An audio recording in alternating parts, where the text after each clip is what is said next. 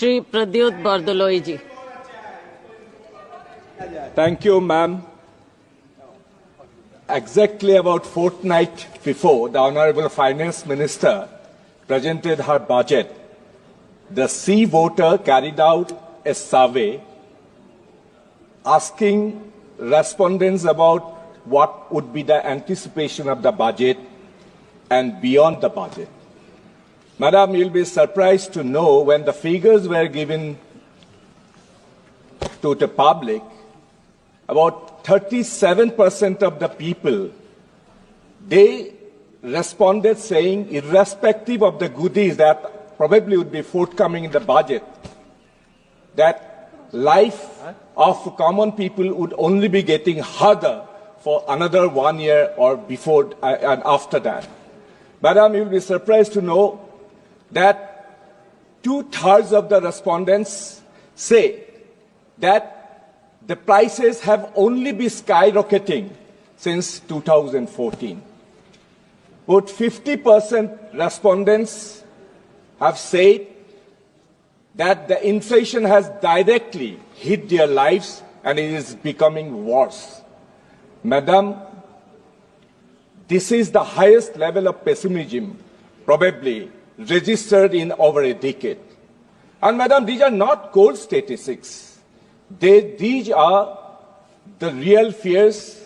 These are the real apprehensions, real struggles, and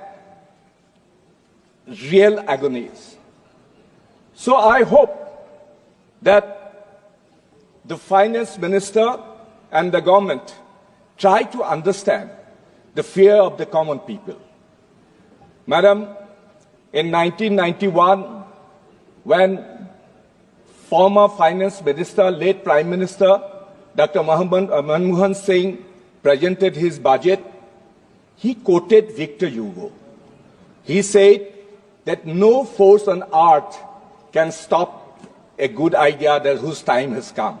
And indeed, he presented an epoch-making budget which has really did a course correction, set a new paradigm of development for the country. And today, after more than over the 2 decades, we are still basking on the path that was set out by Dr. Manmohan Singh in 1991.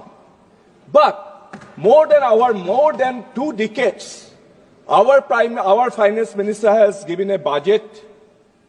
Frankly speaking, I don't see any new idea that has been translated or given or added a new dimension to the people of India for enhancing the quality of life here. Madam, yes, much to the hulabaloo of this income tax rebate up to 12 lakhs rupees. But I would like to point out that by raising the bar of the relaxation of the income tax up to 12 lakhs rupees, it has benefited or it is going to benefit only 2% of the total population. But what about the rest 98% of our population who have been left in the lurch?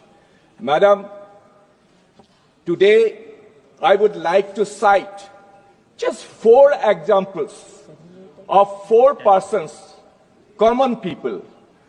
And I hope that the Honorable Finance Minister take note of the aspirations of these people whose cases I am going to cite. Madam, when our leader, Rahul Gandhi ji, when he spoke while thanking the President of India on her speech, he did stand up here and gave, instead of criticizing the government, he did give a new narrative. He said a new narrative before the people of India through this parliament. Similarly, we are not here just to criticize the budget, but I would like to give a new alternative, new paradigm, if necessary, if Honorable Finance Minister can take note of this. And I would like to provide alternative proposals against these 4 examples that I want to give. Madam, just a fortnight before this budget was placed, I met a daily wage earner in my constituency, Hopunti Hajorika, daily wage earner. He told me that in spite of getting 5 kg rice under Garib Kalyan Yojana, but his family is going through a dire strait because he has cut all the expenses. In Assamese, he said, Hokolu faltu kharas bondho kori dil. That means he cut all the frills of his life because the monthly expenses of his family has doubled. Whereas the wages that he earns, that has been remaining stagnant. So that is why he asked me that how much longer we can survive like this. This is one area. So that is why here I would like to point out what is the government that has failed. The rising prices of all commodities without meaningful relief from your side. Honorable Finance Minister, no major intervention to curb inflation beyond some vague fiscal targets.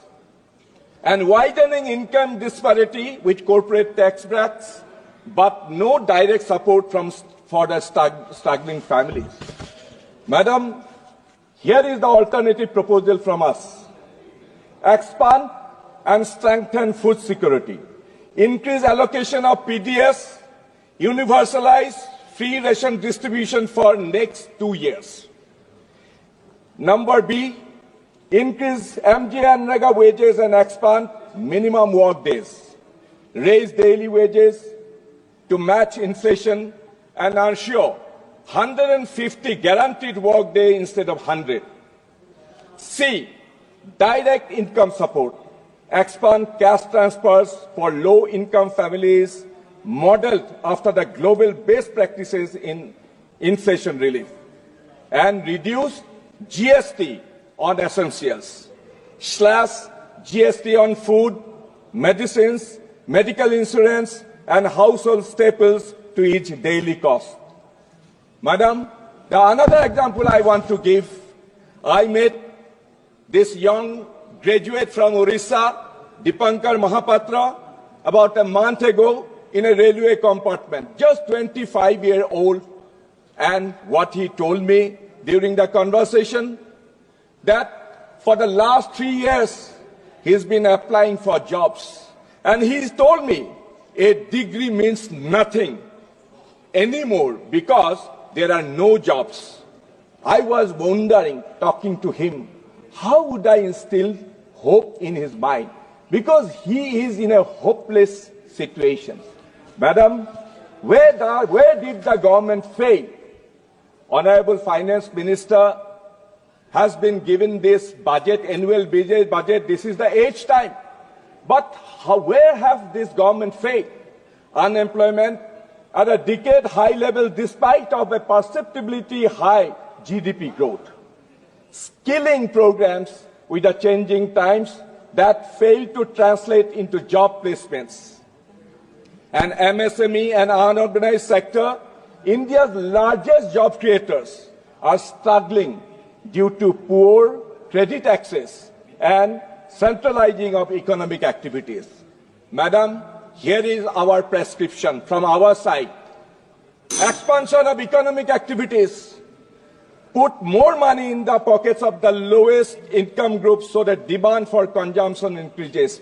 One doesn't have to be an economist to know, it's a common sense that if you put more money in the pockets of the common people who live in the lower strata of economic pyramid, actually our economy expands and the canvas of economic activities also proliferates. And that's how demand for consumption and demand at jobs are created.